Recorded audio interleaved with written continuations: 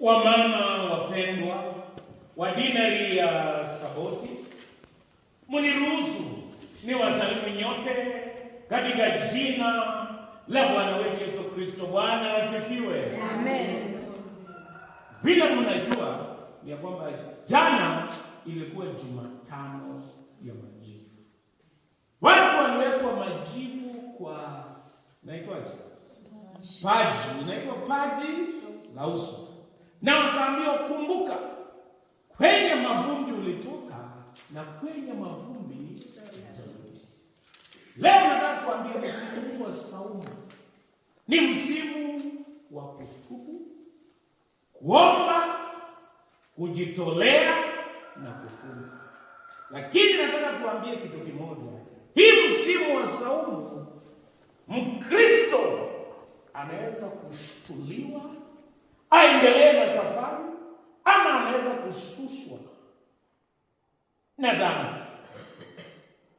Leo nataka kuangalia kwa uchache sana Zaburi ya 38.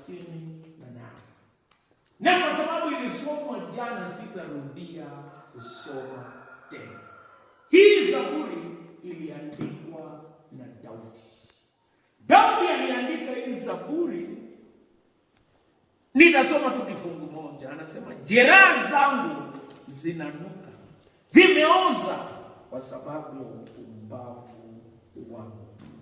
Nimepindika na kuinama sana, mchana kutwa nimebaki nikihuzunika.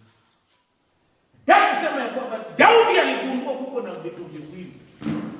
Jambo la kwanza, unaweza kutuliwa hii wakati wa saumu, uendelee na safari, ama ushushwe. Na utashushwa ukisimama peke yako wakati una dhambi.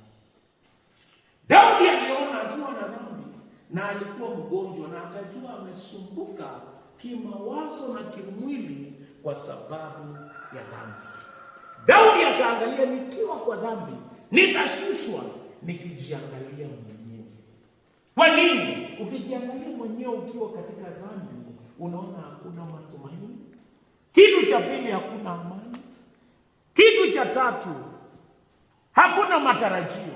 Hata marafiki waliacha Daudi, na hata maadui wakamzomea. Nataka kusema, ukiwa na dhambi, sisi wote ni watenda dhambi. Ukiwa katika dhambi na ujiangalie mwenyewe, utashushwa.